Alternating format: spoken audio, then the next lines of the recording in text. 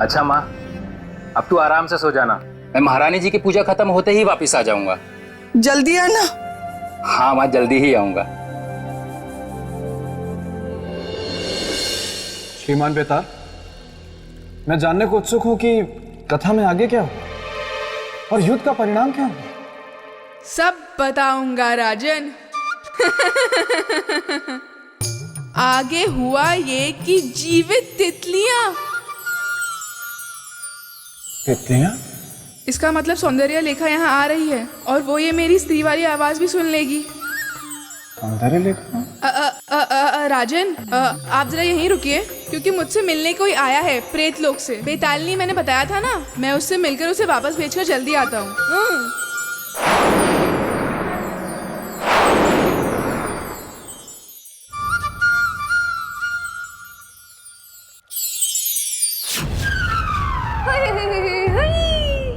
ओहो बेताल, तुम यहाँ हो और मैं तुम्हारा इंतजार वहाँ प्रेत लोक में कर रही थी।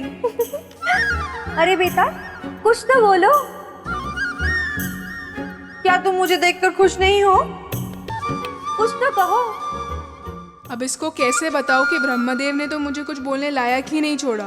डांट दो या ताने मारो। देखो सौंदर्य लेखा।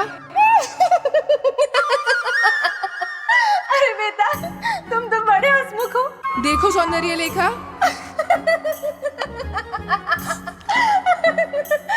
अब बस भी करो बेताल, अब तो अपनी आवाज में बात करो। क्यों, तुम्हें ये आवाज पसंद नहीं है? बिल्कुल नहीं। फिर तो हमारा विवाह भी नहीं हो सकता सौंदर्य लेखा। पर ऐसे क्यों? देखो सौंदर्य लेखा, ये एक बड़ी दुख भरी कहानी है। मेरी आवाज एक श्राप की वजह से हमेशा के लिए ऐसी हो गई है, अब कभी पहले जैसी नहीं हो पाएगी। तो विवाह करने का क्या अर्थ? नहीं नहीं बेटा, तुम तो मुझे ऐसे आवाज में भी पसंद हो। लेकिन मुझे पसंद नहीं है, मैं ऐसे विवाह नहीं कर सकता। अच्छा नहीं लगेगा। जब तुम बोलोगी तो लगेगा कि तुम बोल रही हो, और जब मैं बोलूंगा तो भी यही लगेगा कि तुम ही बोल रही हो। और जब सब कुछ बोलना ही तुम्हें है तो विवाह करने का क्या अर्थ? नहीं बेटा, ऐसे नहीं हो सकता। इस शाप का कोई तो तोड़ होगा। इसका सिर्फ एक ही तोड़ है सौंदर्य लेखा। किष्किंधा पर्वत जाना होगा। हम दोनों को? नहीं, सिर्फ तुम्हें। और वहां जाकर श्री बेतालेश्वर का जाप करना होगा 90 लाख बार। सोच लो। फिर अपना विवाह हो जाएगा? ठीक है, तो मैं अभी जाती हूँ।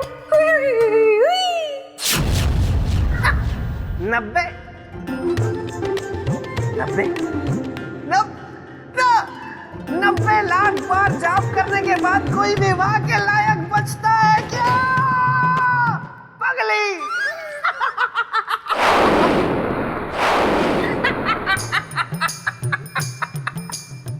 देखा राजन, कैसे चतुराई से विदा कर दिया मैंने उसे। 90 लाख बार जय बेतालेश्वर कहती फिरेगी पहाड़ों में पागलों की तरह।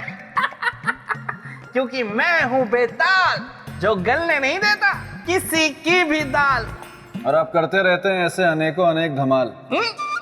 अच्छा वो सब छोड़िए, आप मुझे ये बताइए कि सम्राट और काल के बीच युद्ध में क्या हुआ? युद्ध के सारे घोड़े भाग गए। आहा राजन, युद्ध बहुत ही भयंकर हुआ।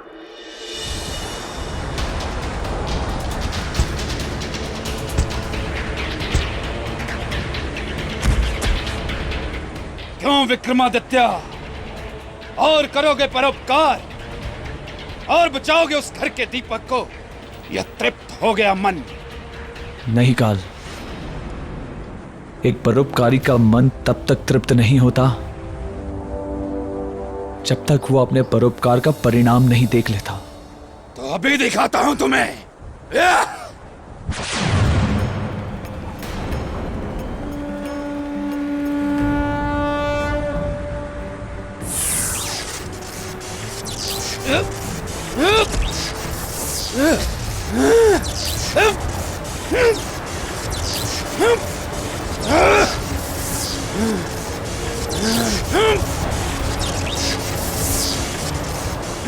विक्रमादित्य, तुम मेरे साथ ऐसा नहीं कर सकते। खोलो मुझे। नहीं काल, हम तुमको तब तक नहीं खोलेंगे जब तक उस निर्दोष मनुष्य को मारने का विचार त्याग नहीं कर देते तुम। हंस लो काल, जितना चाहते हो उतना हंस लो। अब ये संसार एक क्रूर काल को रोते हुए देखेगा। तू रोएगा विक्रमादित्य, जब तुझे ये पता चलेगा जिसे बचाने के लिए तूने मुझे बांधा है वो स्वयं मृत्यु के मार्ग पे चल पड़ा है।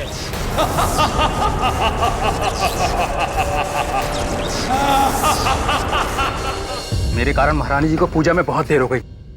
मुझे शीघ्र महल पहुंचना होगा। ये क्या? आप लोगों ने मुझे घेर क्यों लिया? क्योंकि तुम्हारी मृत्यु का आदेश है। मृत्यु का आदेश? पहना दो इसे बेड़ियां। किंतु सैनिकों, मुझे बंदी बनाने का कारण तो बताइए। मेरा अपराध क्या है? चतुर अपराधी कारण पूछकर खुद को निर्दोष सिद्ध करना चाहता है। छोड़ दो मुझे। बिना अपराध जाने मैं यहाँ से नहीं जाऊंगा। तुम लोगों को मुझे मेरा अपराध बताना ही होगा। ये किसकी आवाज है? बेटा, ले चलो इसे घसीट के। मैं नहीं जाऊंगा। अरे कौन है? छोड़ दो मुझे। कौन है? बेटा, नामदेव, मेरे बेटे को कहाँ लेके जा रहे हो? मैं नहीं जाऊंगा। अरे छोड़ दो। नामदेव, बेटा, ये कौन लोग हैं जो तुझे बलपूर्वक लेके जा रहे हैं? सैनिक मुझे अपने साथ कैदी बना कर ले जा रहे हैं। अरे छोड़ दो मेरे बेटे को। ये महाराज का आदेश है। भावनाओं की आंच से नहीं पिघलेगा माता। हटिए, बाधा मत बनिए। ले चलो इसे। छोड़ दो मुझे। मेरे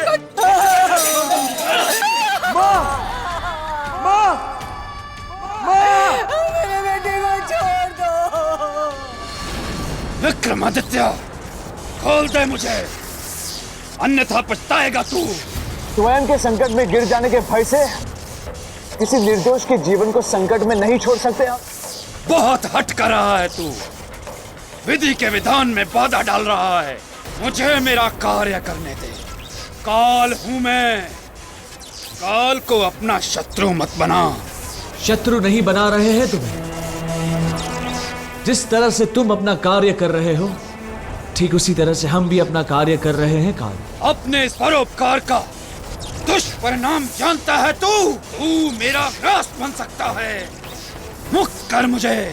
अवश्य मुक्त कर दूंगा तुम्हें, परंतु अभी नहीं। उस निर्दोष मनुष्य की मृत्यु की घड़ी टल जाने के बाद। विक्रमादित्य, मेरी एक बात याद रख। किसी की नियति बदलने के प्रयास में तू अपनी नियति को काल की भेंट चढ़ा रहा है। विक्रमादित्य!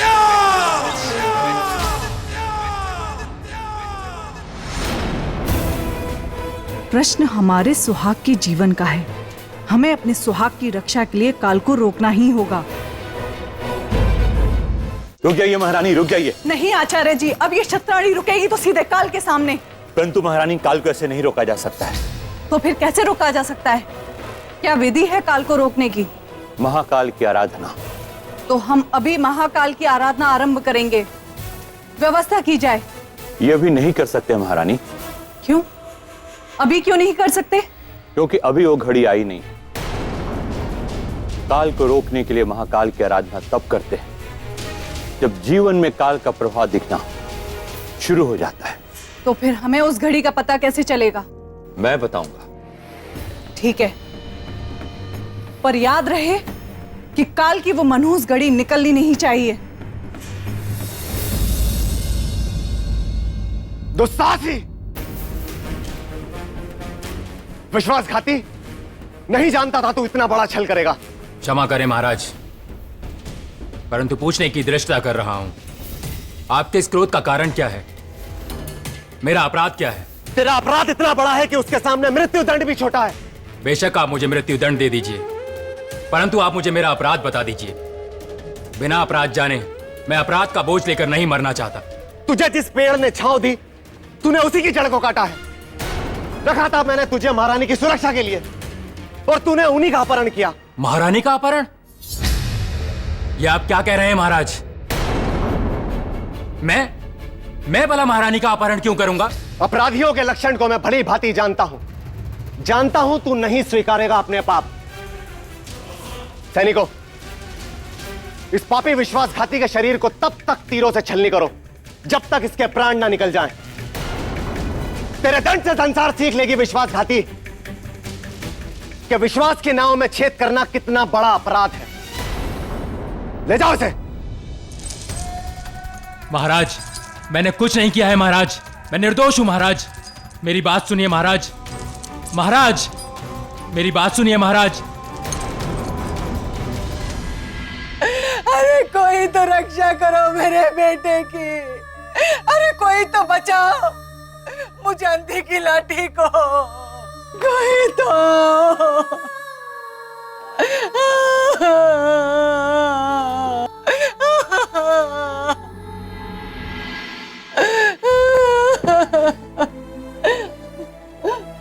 क्या बात है माता? मेरा बेटा, मेरा बेटा, मेरा बेटा।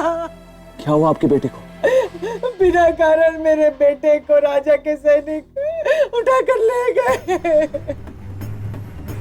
इसका मतलब हमें देर हो गई पहुंचने में। मेरा बेटा निर्दोष है, मेरा नामदेव निर्दोष है। आपके बेटे की रक्षा हम करेंगे, आप निश्चिंत रहें। कुछ नहीं होने देगी हम नामदेव को, यह हमारा एक मां को वचन है।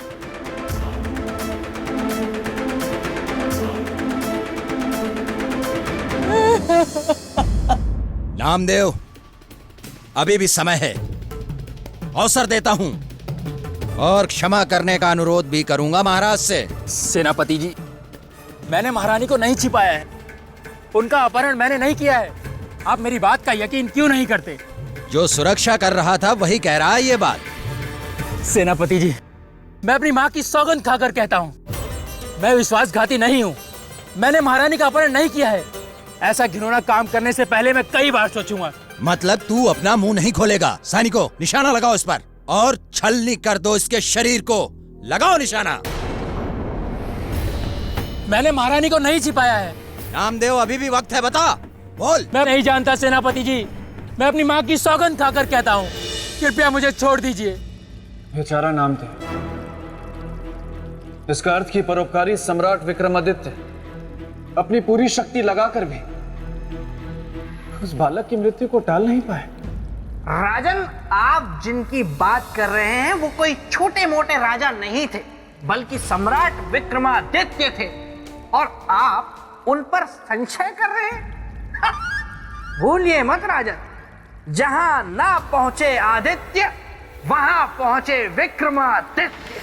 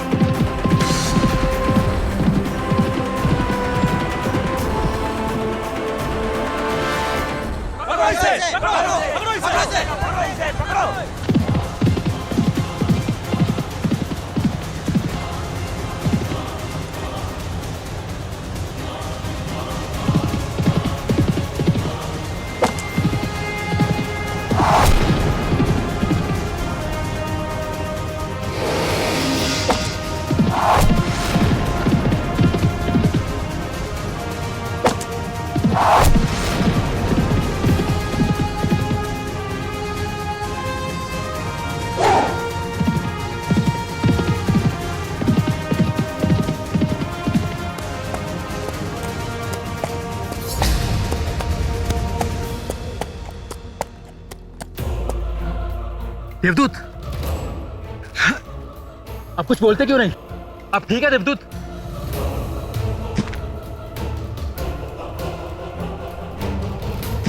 देवदूत, क्या हुआ आपको? देवदूत, आपके तो तीर लगे।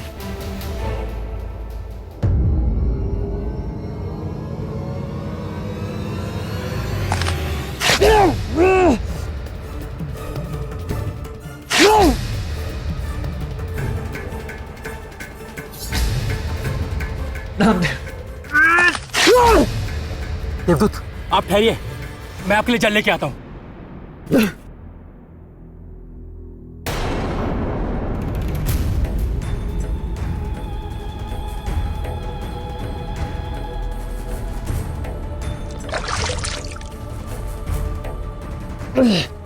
देवदूत, नामदेव, देवदूत,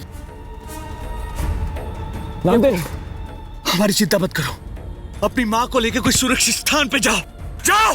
नहीं देवदूत, यूं घायल अवस्था में मैं आपको छोड़कर नहीं जा सकता। हट मत करो नामदेव, तुम्हारा जीवन संकट में। जाओ तुम। अपने प्राण बचाने वाले को छोड़कर चला जाऊं? नहीं देवदूत, किंतु एक बात समझ में नहीं आई, आपने मुझ जैसे साधारण व्यक्ति की जान बचाने के लिए अपने प्राण संकट में क्यों डाले? क्योंकि तुम निर्दोष हो, दोषी नहीं हो तुम। और एक निर्दोष को दंड देना दंड विधान पे कलंक है। काश आपके विचारों की तरह ही सारे राजाओं के विचार होते देवदूत। हम कोई देवदूत नहीं है नामदेव, हम एक साधारण मनुष्य हैं। चक्रवर्ती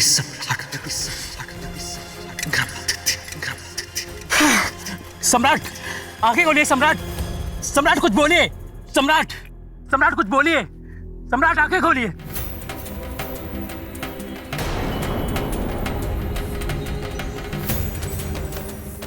उज्जैन के नरेश सम्राट विक्रमादित्य, मेरे प्राण क्यों ना चले जाएं, किंतु मैं आपको कुछ नहीं होने दूंगा। मैं अभी वैद्य को बुला के लाता हूं।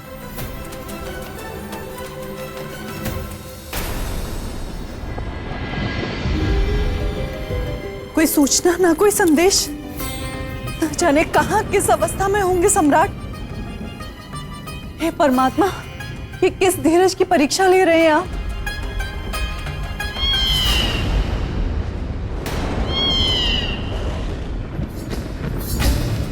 काली बिल्ली, ये कैसा अशुभ संकेत है? हे परमात्मा, हमारे सम्राट की रक्षा करना।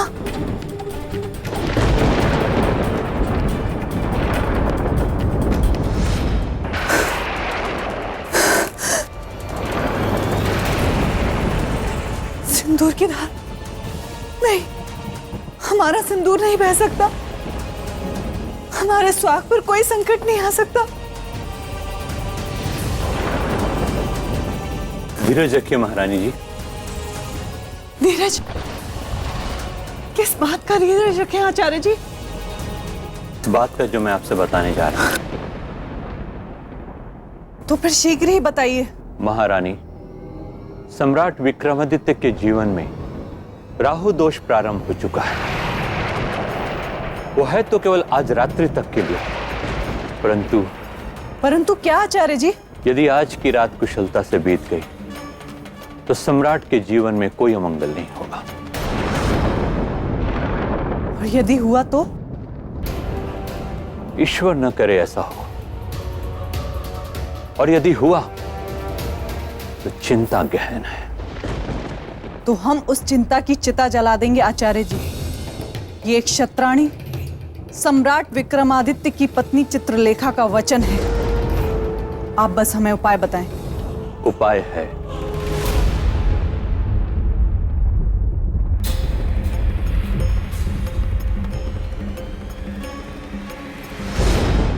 आचार्य जी, जब तक चित्रलेखा की नाड़ियों में सम्राट के नाम का रक्त बह रहा है, तब तक कोई काल उन्हें छू भी नहीं सकता।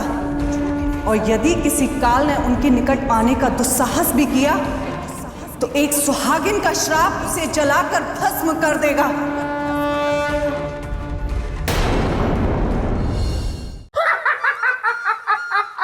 श्रीमान बेताल, श्रीमान बेताल, आप ठीक तो हैं? यहाँ मेरे मित्र का शरीर तीर से घायल हो गया और आप पूछ रहे हैं राजन कि मैं ठीक तो हूँ?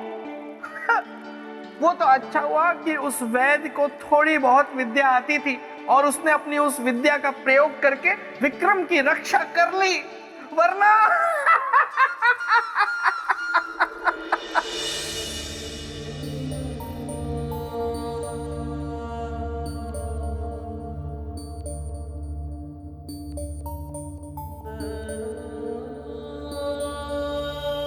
वैद्य जी, बेटे, मैं जितना उपचार कर सकता था मैंने कर दिया, अब बाकी ऊपर वाले के हाथ में है,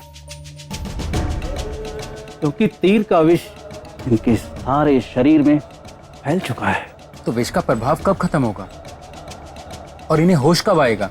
प्रातः काल तक इन्हें होश आ जाना चाहिए। यदि होश न आए तो इनके सगे संबंधी को सूचित कर।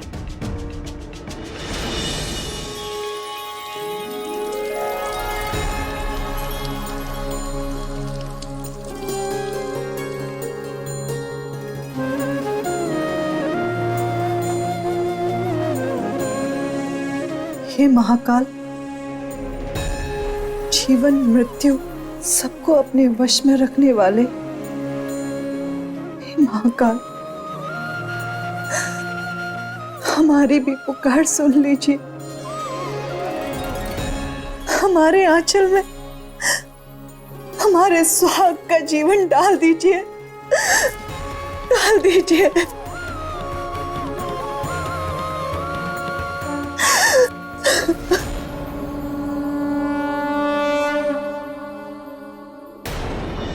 हे विधाता, मैं तुझसे भिक्षा मांगता हूं, मेरी जान बचाने वाले देवदूत को बचा ले।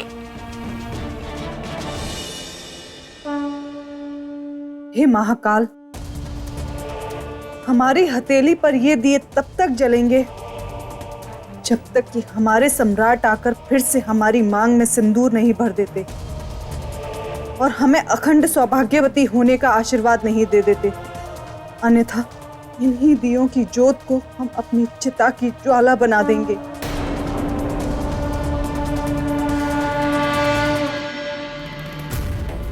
ओम त्र्यंबकं यजामहे सुगंधिं पुष्टिवर्धनम् उर्वारुकमिव बन्धनात् मृत्युर्मुक्षीयमामृतात्।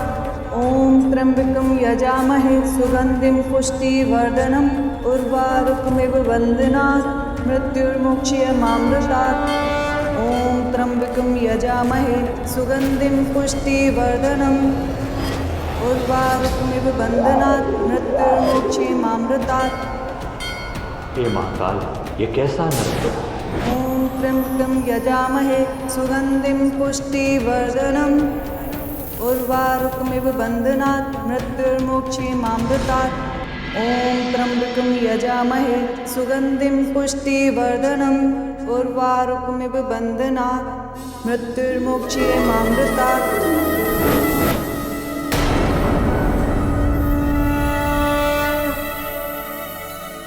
महारानी, राहु काल टल चुका है, सम्राट का जीवन अब बिल्कुल सुरक्षित है।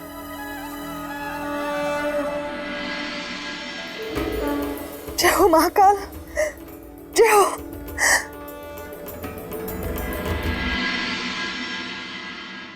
वैद्य जी, वैद्य जी, अरे भगवान तेरा लाख लाख शुक्र है। आप खड़े क्यों हैं? आप बैठिए, आराम कीजिए। नहीं वैद्य जी, हम बिल्कुल स्वस्थ हैं। मृत्यु के मुंह से किसी को वापस लौटते देखना मेरे लिए तो पहला अनुभव है।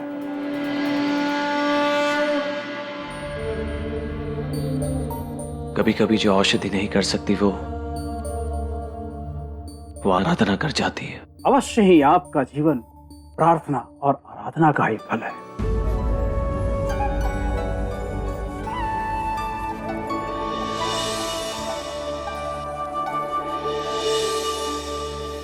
कहना नहीं चाहिए फिर भी कहते हैं। हम आभारी हैं आपके प्रेम के, आपके समर्पण के और आपकी निष्ठा के।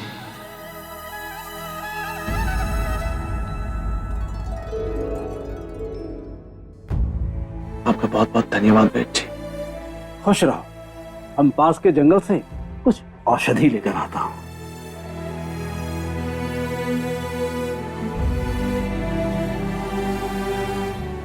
नामदेव,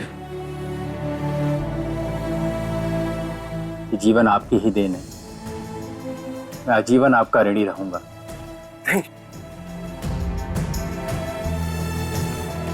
ऋणी तो हम आपके रहेंगे। अपने जीवन की चिंता ना करते हुए आपने हमारे जीवन की रक्षा की। किंतु नामदेव, आप अभी भी संकट से मुक्त नहीं हो। सैनिक आपको अभी भी खोज रहे हैं। वे मुझे खोज कर भी नहीं ढूंढ पाएंगे। इस रात से मेरा मन उठ चुका है। मैं अपनी माँ को लेकर यहाँ से चला जाऊंगा, कहीं नहीं तो जंगल में ही चले जाएंगे, परंतु इस राज्य में कभी वापस नहीं आएंगे। कहीं और जाकर तू राजा से बच जाएगा, पर काल से नहीं। और काल से बचने का एक ही उपाय है, उस समस्या का अंत हो जिसके कारण तुम्हारे जीवन पर यह संकट आया है। नामदेव, नामदेव। जी सम्राट। आपकी मृत्यु दंड का कारण क्या? क्या अपराध किया था आपने? मेरी जानकारी में तो कुछ नहीं है, परंतु वे मुझे विश्वासघाती कह रहे थे, रानी को छुपाने की बात कर रहे थे। अब एक काम कीजिए, व्यास नदी के तट पर अपनी माता श्री के साथ हमारी प्रतीक्षा कीजिए, हम आपको वहीं मिलेंगे। जी सम्राट।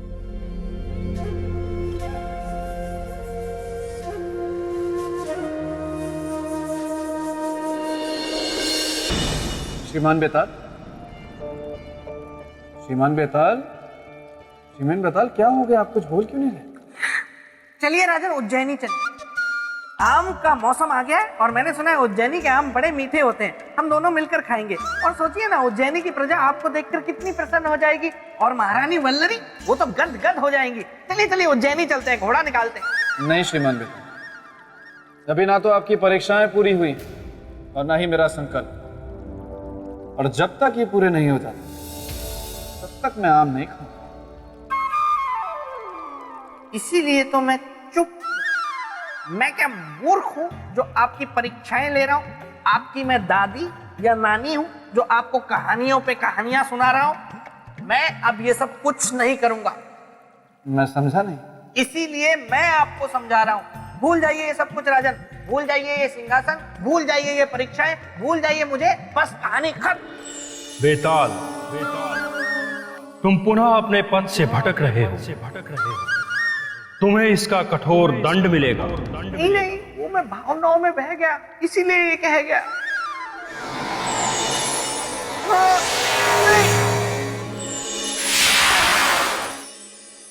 श्रीमान बेताल, कहाँ हैं आप? अरे यहाँ हूँ राजा भोज, यहाँ देखिए खेल हो गया है। कहाँ हैं? आपकी आवाज तो सुनाई दे रही है लेकिन आप नहीं दिखाई दे रहे। अरे यहाँ देखिए ना। श्रीमान बेताल, आपने अपना कद छोटा क्यों कर लिया?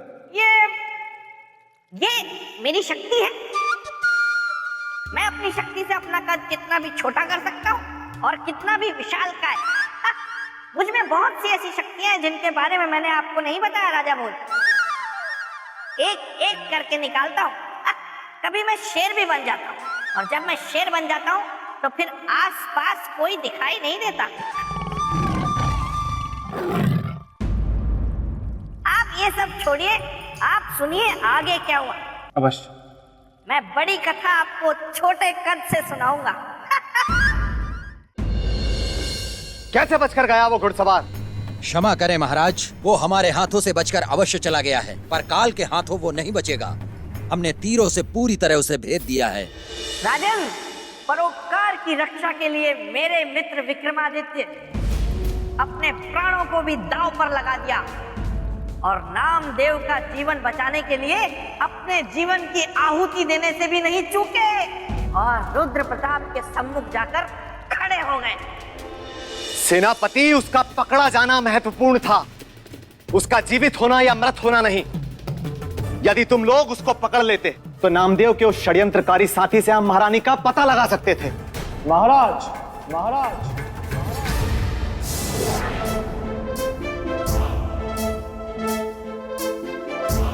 हमने ही महारानी के सुरक्षा कर्मी नामदेव के जीवन की रक्षा की।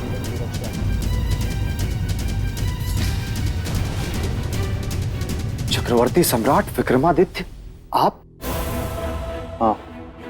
हाँ, आपके जैसा धर्मिष्ठ, चरित्रवान, उदार और परोपकारी राजा, और आपने किया ऐसा षड्यंत्र? नहीं। नहीं तो इसे और क्या कहेंगे? मानवता, मानवता महाराज, और इसी की खातिर हमने एक निर्दोष का जीवन बचाया, ताकि राजधर्म का दंड विधान प्रश्नों के घेरे में खड़ा ना हो। और अब अगर आपकी अनुमति हो तो एक सम्राट एक महाराज से प्रश्न पूछना चाहेगा। कैसा प्रश्न? नामदेव की मृत्यु दंड का प्रश्न, इतने कठोर दंड का कारण क्या था? उसका विश्वासघात, उसका छल, उसकी बदनीयती। जिस स्थान ने उसको समाज में सम्मान दिया, उसी स्थान का उसने सर्वनाश किया। अपहरण किया है उसने हमारी महारानी का,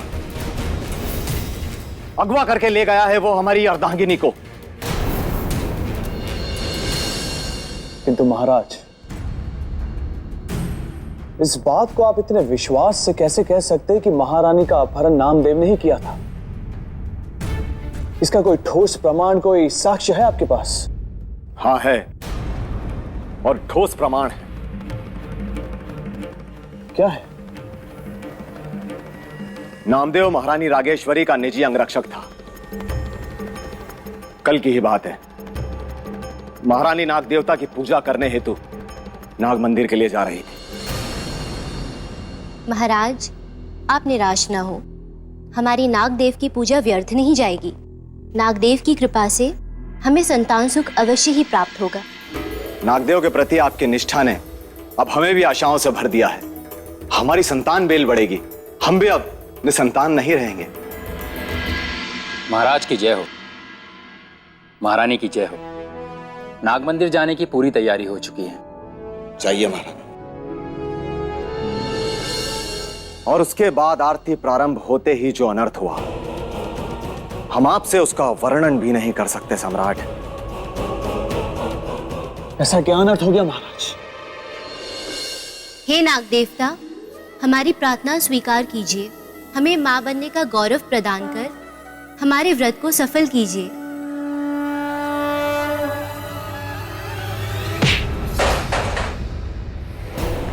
आपका व्रत अवश्य पूरा होगा महारानी, आप अवश्य मां बनेंगी, किंतु नागदेव की कृपा से नहीं, हमारी कृपा से। चलिए हमारे साथ। नामदेव, हमारा हाथ छोड़ो, होश में आओ। दासियों, सैनिकों को बुलाओ। आदेश नहीं महारानी, अनुरोध कीजिए, क्योंकि आदेश अब हमारा अधिकार है और उसका पालन आपका। और हमारा आदेश यह है कि अभी आप हमारे साथ चलेंगे।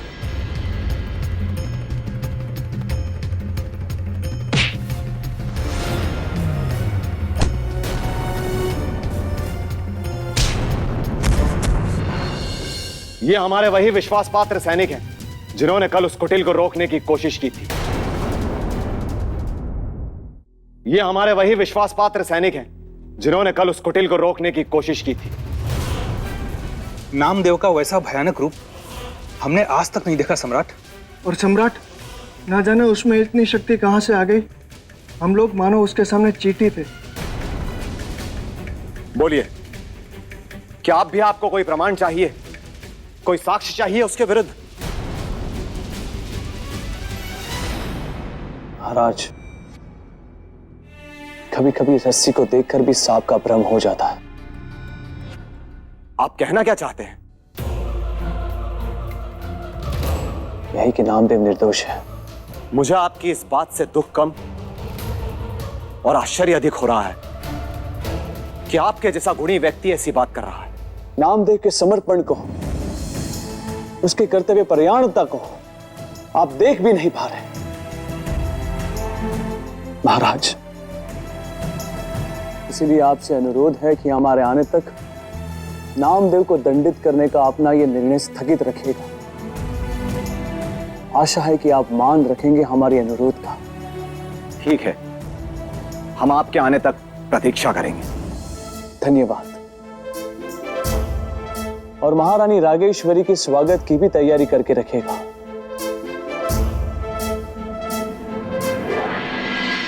विक्रमादित्य, काल को जाल में फंसाकर काल के क्रोध की अग्नि कुंड में स्वयं की आहुति बन रहा है तू। इसका अंजाम बहुत बुरा होगा विक्रमादित्य।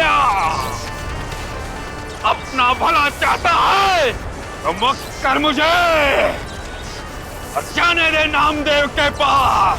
विक्रमादित्य!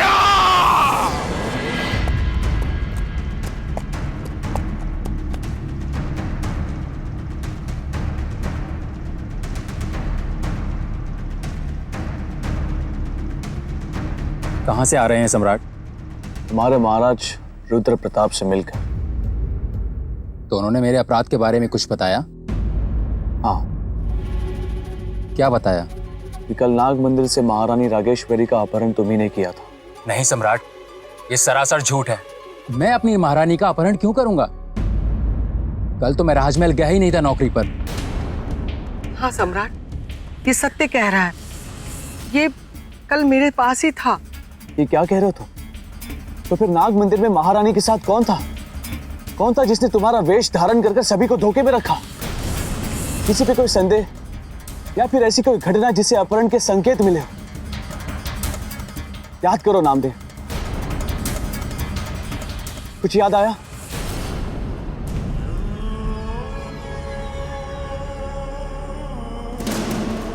हाँ सम्राट, मुझे कुछ कुछ याद आ रहा है। क्या याद आ रहा है नामदेव? सम्राट, महारानी नागदेव की पूजा करने के बाद जब आरती आरंभ करती थी तो एक सर्प आता था और एकटक उन्हें देखता रहता था।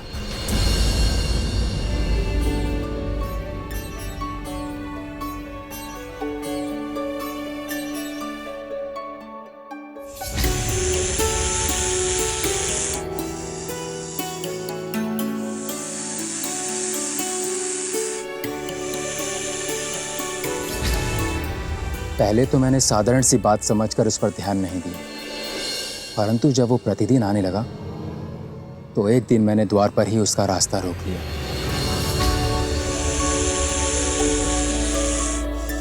रुको, कौन हो तुम और क्यों आते हो प्रतिदिन यहाँ? युवक, छोड़ मेरा मार्ग और मुझे जाने दे।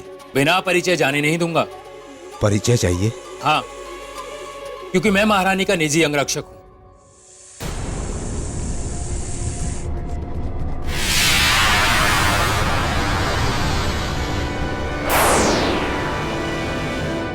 नादान युवक, मैं तक्षक नाग हूं, विषधर तक्षक नाग। अपना हित चाहता है तो हट जा मेरे रास्ते से। क्षमा करना, मेरा कर्तव्य हटना नहीं, काम पर डटे रहना है। हर उस बाधा को रोकना जो महारानी की नाग देवता की पूजा में विघ्न उपस्थित हो। इसलिए मैं तुम्हें जाने नहीं दूंगा। तेरा ये दुस्साहस कि तू तक्षक को रोके? यदि मैं चाहूं तो तुम्हें अभी यहीं अपने विष से जलाकर भस्म कर सकता हूं, लेकिन यहां इस स्थान पर ऐसा करना नाग देवता का अपमान होगा। इसलिए ऐसा नहीं करूंगा, किंतु तुम्हें दंड अवश्य दूंगा, और ऐसा दंड दूंगा कि भविष्य में संसार तक्षक का मार्ग रोकने की मात्र कल्पना भर से भी कांपेगा। मात्र कल्पना भर से।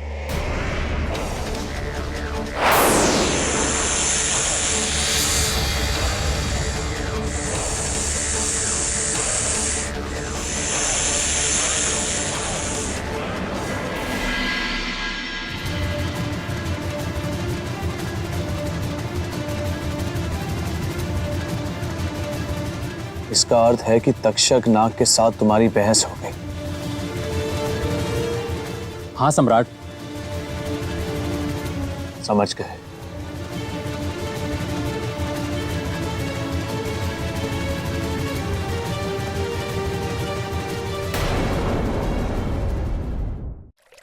इतना छोटा कर दिया।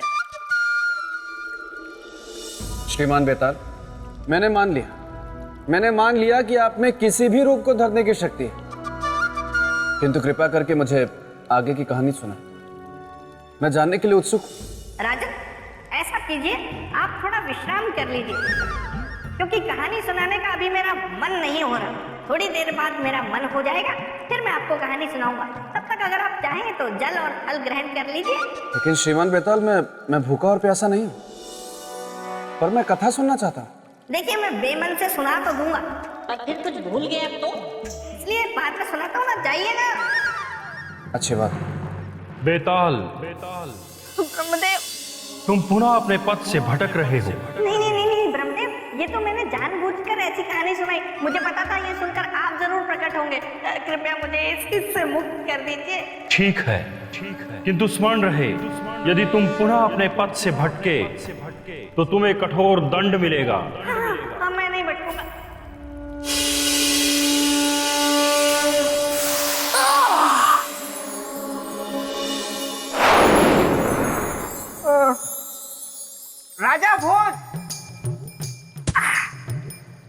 श्रीमान बेताल, आपको आपके वास्तविक रूप में देखकर मुझे अत्यंत प्रसन्नता हो रही।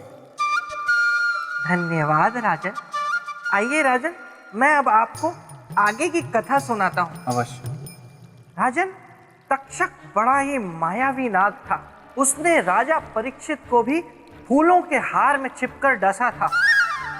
उसके बाद वो मन ही मन हंसा था। और तो और कलयुग के आने का कारण भी वही बना। तब तो ये कार्य बहुत चुनौतीपूर्ण रहा होगा। हाँ, और चुनौती का दूसरा नाम थे मेरे मित्र विक्रमादित्य। हे नागदेव, हम संसार वासियों के लिए आप हमेशा से भगवान रहे, हमारे पूजनीय। परंतु आज तक्षक के कारण सदियों से हो रही आपकी भक्ति और आस्था टूटने के कगार पर है। ऐसा क्या किया उसने सम्राट? कौन सा कुकर्म किया? कौन सा अधर्म? उसने पृथ्वी लोक से महारानी रागेश्वरी का पूजा स्थल से अपहरण किया है। अपने इस घिनौने कुकर्म से आपके देवत्व और नागकुल को कलंकित किया है उसने। आपके भक्तों के हृदय में कटुता और शत्रुता का विष भर दिया। इसलिए हे नागदेव, हमारी आपसे विनती है, उसके लोक जाने का मार्ग बताए हमें।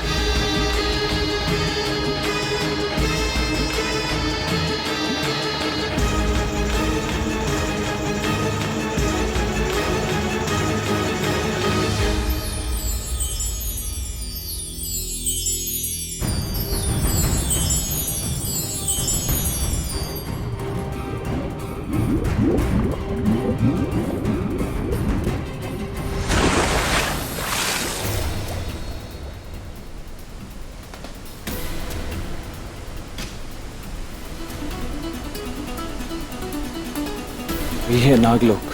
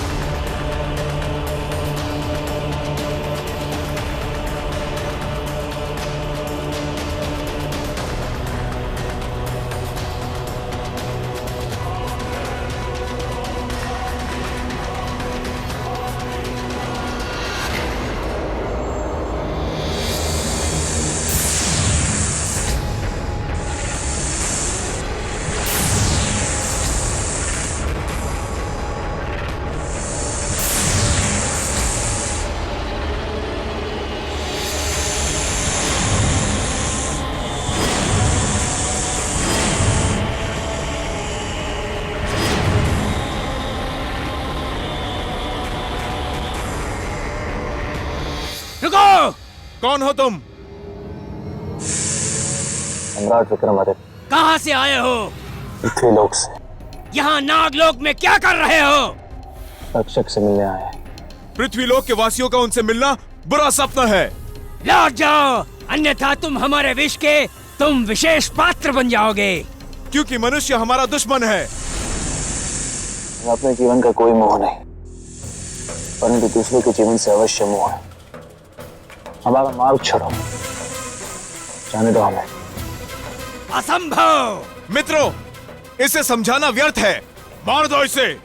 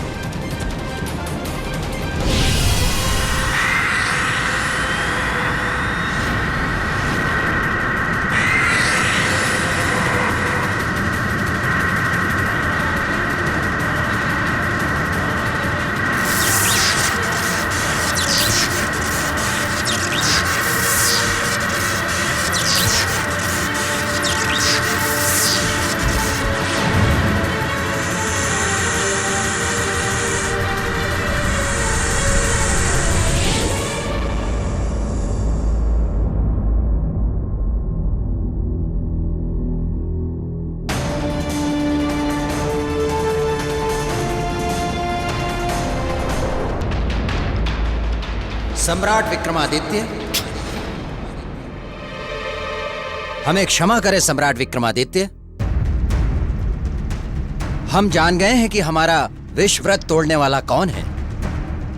नागराज का प्रणाम स्वीकार करें सम्राट, और नागलोक में आने का उद्देश्य बताइए। तक्षक राज से मिलना हमारा उद्देश्य है, कृपया आप हमारी सहायता करें। अवश्य सम्राट, अवश्य। आप मेरे साथ प्रस्थान कीजिए। तो बोलिए राजन, एक तरफ थे मेरे मित्र सम्राट विक्रमादित्य, निस्वार्थी, जो एक अनजान मनुष्य के प्राणों की रक्षा के लिए नागलोक तक चले गए, और एक आप हैं स्वार्थी, जो मेरे मित्र के सिंहासन को प्राप्त करने की लालच में यहाँ चले आए। सही कहा आपने बेटा, मैं हूं लालची। यदि अपनी प्रजा के हित के बारे में सोचना लालच है तो मैं हूं लालची। यदि अपनी प्रजा को चक्रवर्ती सम्राट विक्रमादित्य की प्रजा के समान न्याय, सुख, शांति और आर्थिक समृद्धि देना लालच है तो मैं हूं लालची। राजन, पहले तो आप झरने का पानी पी के ठंडे हो जाइए, और दूसरी बात, आप मुझे अपनी लच्छेदार बातों से फुसला नहीं सकते। मैं आपको कभी इस सिंहासन पर बैठने नहीं दूंगा। फिलहाल आप आगे की कथा सुनिए।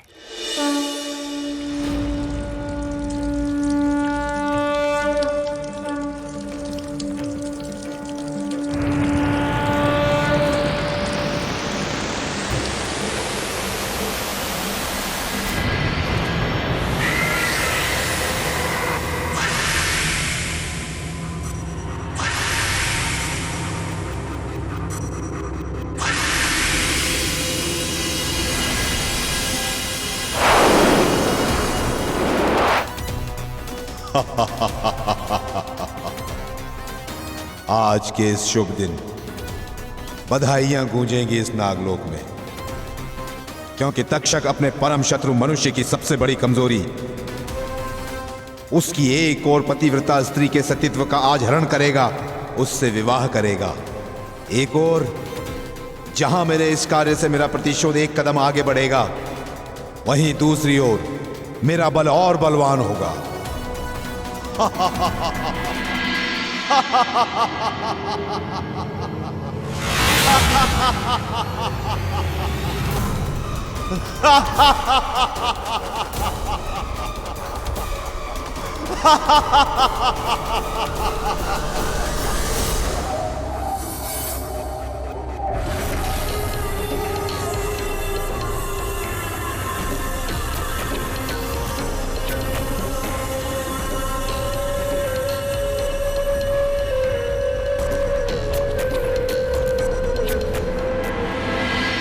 तक्षक, तक्षक, तक्षक।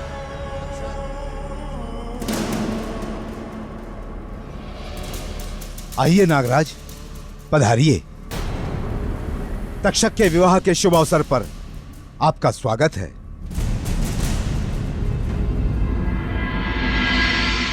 स्वागत सत्कार तो बाद में होता रहेगा तक्षक। पहले सम्राट विक्रमादित्य के मन में बैठे संशय को दूर करो। कैसा संशय? तक्षक, क्या यह सत्य नहीं कि तुमने महारानी रागेश्वरी का अपहरण किया और उन्हें बंदी बनाया? बंदी? अपहरण? नहीं नहीं, मैंने किसी का अपहरण नहीं किया है और ना ही किसी को बंदी बनाया है और ना ही किसी पर बल प्रयोग किया है। ऐसा कहकर आप तक्षक राज पर झूठा आरोप लगा रहे हैं। यदि ये आरोप है तक्षक, तो सत्य क्या है बताइए हमें। हाँ तक्षक, अपने पक्ष को रखकर सत्य को सिद्ध करो। नागराज, सत्य यह है कि मनुष्य जाति हमारी शत्रु है, सदा ही हमारा अहित चाहती है, अहित करती है, और आज ये हमारे विवाह के पावन अवसर पर हमारा अहित करने आया है। नागराज, मनुष्य जाति हमारे लिए बाधा थी, विघ्न है और व्यवधान रहेगी। तक्षक, आरोप का उत्तर प्रत्यारोप नहीं होता। यदि तुम सत्य कह रहे हो तो सिद्ध करो। आप कहते हैं तो मैं अभी सिद्ध कर देता हूं। देवी रागेश्वरी को उपस्थित किया जाए।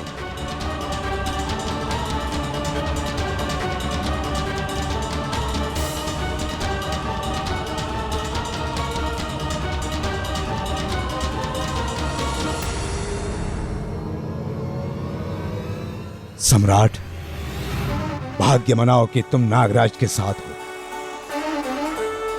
अन्यथा सारा संसार जानता है कि मैं कौन हूं।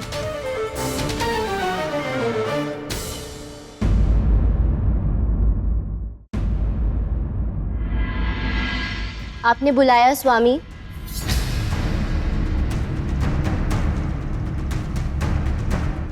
महारानी रागेश्वरी। हाँ देवी, आइए। देखिए, हमें देने के लिए कुछ विशेष भेंट लेकर पृथ्वी के परोपकारी सम्राट विक्रमादित्य आए हैं। कैसी भेंट? हमारे विवाह की भेंट? हाँ, और वो भेंट है आरोप की। इनका कहना है कि हमने आपका अपहरण किया है और आपसे आपकी इच्छा के विरुद्ध विवाह कर रहे हैं। नहीं सम्राट, ये गलत है। हम स्वयं की इच्छा से इनसे विवाह कर रहे हैं। महारानी रागेश्वरी, ये आप क्या कह रही है? आप विवाहित हैं, महाराज रुद्र प्रताप की पत्नी हैं आप। होंगे कभी, परंतु अभी हम केवल इनसे प्रेम करते हैं।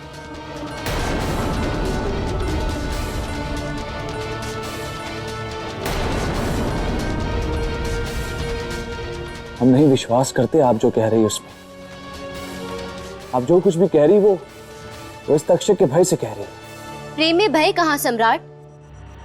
प्रेम तो निर्भय है, निर्भीक है। नहीं मान सकते आप, ये सत्य नहीं है देवी। बस सम्राट, बस। अब आगे एक शब्द नहीं। आपने जो प्रसंग छेड़ा था उस प्रसंग का सुखद अंत हो गया है। सुन लिया आपने जो सुनना था। आपके आरोपों का उत्तर आपको मिल गया है। अब आपकी भलाई इसी में है कि आप चुपचाप यहां से चले जाइए। शुभ कार्य में विघ्न उपस्थित करने की कोशिश ना करें। जाइए यहां से। आइए देवी, बैठिए यहां।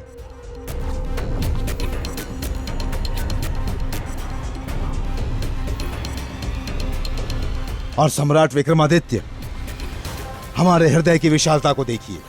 आपने हम पर आरोप लगाए, पर हम आपको आमंत्रण दे रहे हैं अपने विवाह में साक्षी होने का।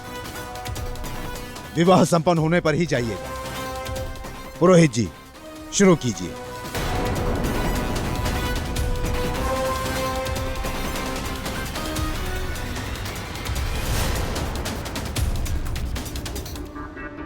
महारानी रागेश्वरी की बातों ने तो हमें दुविधा में डाल दिया है। उनकी बातों से तो हमारा उद्देश्य, हमारा संकल्प, हमारा वचन सब बेकार हो जाएगा। किस बल से हम लोगों का सामना करेंगे? कहां गए सम्राट विक्रमादित्य? और अब तक लौटे क्यों नहीं?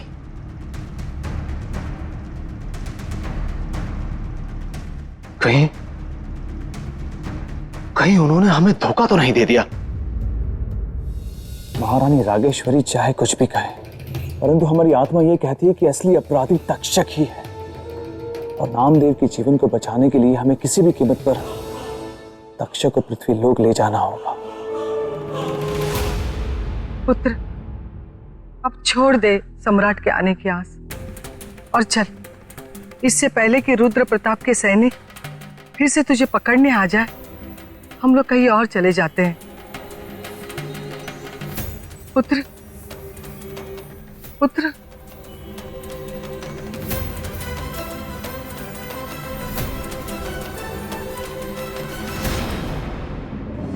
परमपिता परमात्मा, हम तो भारी धर्म संकट में फंस गए।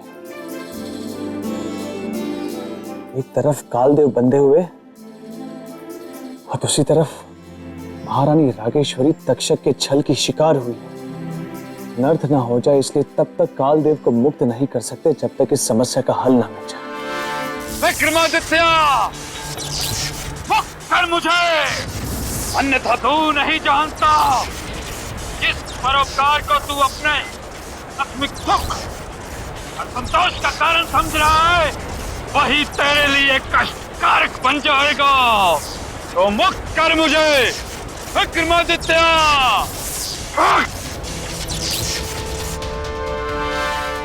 तक्षक के विवाह को रोकने के लिए हमें शीघ्र ही कोई उपाय खोजना होगा, अन्यथा हम दूध का दूध और पानी का पानी अलग नहीं कर पाएंगे।